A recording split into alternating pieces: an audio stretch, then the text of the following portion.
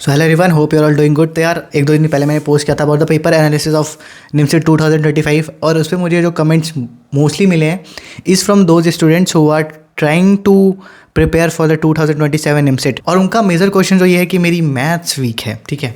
And it's very common, क्योंकि सबको लगता है कि मेरी मैथ्स वीक है, लगता भी और कहीं ना कहीं भी होता भी होगा, और you are not the only one. तो अपने आप को अकेला मत समझना। मेरी मैथ्स अच्छी थी, पर जब मैंने कॉलेज ज्वाइन किया तो मुझे भी लगा कि यार मैं मैथ्स की बहुत सारी चीज़ें भूल गया हूँ, तो मेरी भी मैथ्स वीक है, मुझे भी ऐसा लगता था। बट कई बार होती है कि चीज़ें आपका सबकॉन्शियस माइंड भूल जाता है और आपको चीज़ें रिवाइज करनी पड़ती हैं। और एक रीज़न ये भी हो सकता है कि आपको मैथ्स पहले से नहीं पसंद थी और आपके पास मैथ्स नहीं थी, पर क्योंकि अब निमसेट आ गया तो प्रिपेयर करना है। तो अब उसके लिए क्या करें यार, तुरंत सॉल्यूशन पे आते हैं तो बहुत हो गया, सबको पता है कि हाँ वीक है। सिंपल सा सॉल्यूशन है, जिस चीज़ में तुम वीक हो उसको और भी प्रैक्टिस करना स्टार्ट करो। अब अगर कोई मुझसे, जैसे तुम लोग पूछते हो ना कि मेरा मैथ्स वीक है तो मैं कौन सी क्लास की बुक पढूं, ये एंड अदर स्टफ। तो देखो, मैथ्स में जो तुम्हारे निमसेट में पूछा जाता है इज़ इंटीग्रेशन, डिफरेंशिएशन, थोड़ी सी एडवांस मैथ्स होती है। Quadratic equation, matrix, determinants. अब मैट्रिक्स में तुमसे वो a+b या डिटर्मिनेंट वाला, डिटर्मिनेंट तो होता ही नहीं यार 9th-10th में, सीधे 11th-12th में आती है। इवन इंटीग्रेशन, डिफरेंशिएशन ये भी उसी में आती है। डेफिनेट इंटीग्रल्स भी उसी में आता है, 11th-12th में आता है, राइट। तो ये थोड़ी एडवांस मैथ्स है। अब इनको देखो, ये थोड़ा सा डिफ़िकल्ट डेफिनेटली होता है, बट जब भी इन टॉपिक्स के आप क्वेश्चन सॉल्व करते हो, उसका कैलकुलेशन, उसको सॉल्व करने का तरीका, कुछ स्टेप्स बाद, प्लस माइनस पावर्स, ये सब अदर स्टफ, ये तुम्हारे बेसिक मैथ्स में आ जाते हैं। तो क्या तुम्हें HCF, LCM, factorization, powers, cube roots, square roots, algebra, ये सारी चीज़ें आती हैं? अगर आती हैं तो ठीक है, अगर नहीं आती हैं तो तुम 5th, 6th, 7th, 9th, 10th की भी बुक उठा सकते हो। और इन बुक्स को उठाते समय बिल्कुल भी मत शर्माना, क्योंकि तुम कुछ सीख रहे हो, मैथ्स में भी तुम कुछ सीख रहे हो। तो बेसिक का स्टार्ट करने के लिए, मतलब अगर तुम्हें लगता है कि तुम फैक्टराइजेशन भूल गए हो, HCF, LCM, कॉमन फैक्टर्स ये कैसे करते हैं, तो तुम 9th, 10th की, 7th, 8th की भी बुक उठा सकते हो। वो तुम्हारे हाथ में है, तुम्हारे भाई बहन होंगे या फिर तुम सेकंड हैंड लो, क्या फ़र्क पड़ता है, तुम्हें बस चीज़ें समझनी है। और उसकी भी ज़रूरत नहीं है यार, तुम आज के टाइम पे गूगल बहुत आराम से यूज़ कर सकते हो, फ्री ऑफ कॉस्ट, जो भी तुम्हारा वाईफाई का कनेक्शन, इंटरनेट का कनेक्शन उसी से। तो बेसिक, पहले तो तुम्हारी जो बेसिक है ना वो बहुत स्ट्रांग होनी चाहिए कि तुम कैलकुलेशन फास्ट कर लेते हो, तुम्हें पता है कि कहाँ पे स्क्वायर रूट निकालना है, कहाँ पे क्यूब रूट निकालना है, कहाँ पे मैं डायरेक्टली वाला स्क्वायर यूज़ कर सकता हूँ, क्या होता है स्क्वायर, क्या होता है क्यूब रूट, क्या होता है फैक्टराइजेशन, क्या होता है कॉमन निकाल के फैक्टर्स निकालना, ये क्या होता है। अगर ये सारी चीज़ें तुम्हें पता होंगी ना तो तुम इजीली किसी भी क्वेश्चन को कम टाइम में सॉल्व कर लोगे। And NIMCET is all about time management. मैं तुम्हें क्लियरली बता रहा हूँ, it's all about time management, कि तुम्हें 2 घंटे मिल रहे हैं, 120 क्वेश्चन मिल रहे हैं, सेम क्वेश्चन सबके पास गया है, ऑर्डरिंग अलग अलग हो सकती है, बट क्वेश्चन सबके पास सेम ही है एक तरीके से पेपर। अब उतने टाइम में कौन कितने ज़्यादा क्वेश्चन सॉल्व कर लेता है उसकी रैंक अच्छी आती है। तो इट्स ऑल अबाउट टाइम। अब कोई एक बच्चा है जो कैलकुलेशन में बहुत ज़्यादा टाइम ले रहा है, तो वो कुछ, मतलब उस टाइम में कुछ क्वेश्चन सॉल्व कर पाएगा।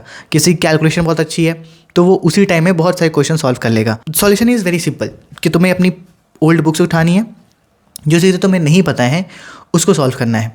अब जो भी 2027 के लिए प्रिपेयर कर रहे हैं, पहली चीज़ जो मैं हर टाइम, हर ईयर के लिए बोलता हूँ, मतलब हर साल भी मैं बोलता हूँ, कि सबसे पहले तुम्हें क्या करना है कि लास्ट ईयर पेपर उठाना है निमसेट का। तुम्हें 2 घंटे बैठने हैं और तुम्हें देखना है कि तुम्हारा लेवल क्या है। मतलब क्या ऐसा हो रहा है कि तुम क्वेश्चंस को पढ़ भी नहीं पा रहे हो, तुम्हें क्वेश्चन समझ में नहीं आ रहा है कि पूछा क्या जा रहा है। क्या तुम्हें उस टाइम ये भी नहीं समझ में आ रहा है कि ये किस टॉपिक्स, किस चैप्टर का क्वेश्चन है। अगर ये भी नहीं समझ में आ रहा है तो तुम्हें बहुत मेहनत करने की ज़रूरत है। बट अगर तुम्हें कुछ समझ में, मतलब तुम्हें ये पता चल जाएगा ना कि इस पेपर का लेवल क्या आता है और मेरा अभी क्या लेवल है, इन सिंपल टर्म्स मेरी अभी क्या औकात है उस मैथ्स में जो पूछी जाती है, उसके बेस पे अब तुम्हें अपनी प्रिपरेशन का प्लान स्टार्ट करना है। अगर तुम्हें लगता है कि भाई मैं तो बहुत ही ज़्यादा वीक हूँ, क्वेश्चन में टप्पे खा जा रहे हैं, तो फिर तुम अपने बेसिक मैथ्स की बुक उठाओगे और वहाँ से शुरुआत करोगे। उसके पहले तुम देखोगे कि सिलेबस क्या है और रिवाइज सिलेबस देखना, क्योंकि इस ईयर वेक्टर जो है एक होता था पहले, अब वो हट गया था। तो तुम्हें पहले वो देखना है कि तुम्हारा सिलेबस क्या है, उस सिलेबस के अकॉर्डिंग ही तुम्हें पढ़ाई करनी है। जो भी तुम्हारे बेसिक्स कमज़ोर हैं उसके तुम अपने बुक्स उठाओ, रिवाइज कर, मतलब रिवाइज क्या करो, समझो उसको क्या होता है। उसके बाद तुम 11th, 12th की बुक उठा सकते हो, जो कि मैं हमेशा बोलता हूँ कि तुम्हारे पास जो भी बुक है उससे पढ़ाई करना स्टार्ट कर सकते हो। अगर if you are from CBSE board तो आपके पास NCERT रखी होगी, तो NCERT is the best book, उससे उठा पढ़ सकते हो। टेलीग्राम पे मैंने एक बुक डाली है, उसमें ना मतलब IIT लेवल के जो क्वेश्चंस होते हैं, जो शॉर्ट ट्रिक्स होते हैं, वो एक्चुअली एक बुक ही है बट वो PDF फॉर्म में है, वो टेलीग्राम वाले ग्रुप पे है। तो वो वहाँ से तुम फ्री में पिक कर सकते हो और उसको भी पढ़ना स्टार्ट कर सकते हो। अभी देखो ये 2026 है, अभी तुम्हारे पास, अभी तो 2026 का एग्ज़ाम होगा, तो तुम्हारे पास पूरा कह सकते हो कि पूरा 1 साल है, 8-9 महीने या 11 महीने नहीं है, तुम्हारे पास पूरे 1 साल है, 12 महीने हैं। तो यस डेफिनेटली तुम उस चीज़ मतलब वो प्रिपेयर कर सकते हो। दूसरी चीज़ कि तुम्हें ये पता होना चाहिए कि उसमें 4 सब्जेक्ट आते हैं। मैथ्स के साथ तुम्हारे साथ रीजनिंग भी आती है, इंग्लिश भी आता है और कंप्यूटर्स भी आता है। रीजनिंग भी बहुत अच्छे मार्क्स आपको दिला सकता है, रीजनिंग में भी कैलकुलेशन ही होती है, तो आपको रीजनिंग भी प्रिपेयर करनी है। तो बेस्ड ऑन दैट आप जो भी अपना प्रिपरेशन का प्लान बनाओगे उसको ज़रूर इंक्लूड करना।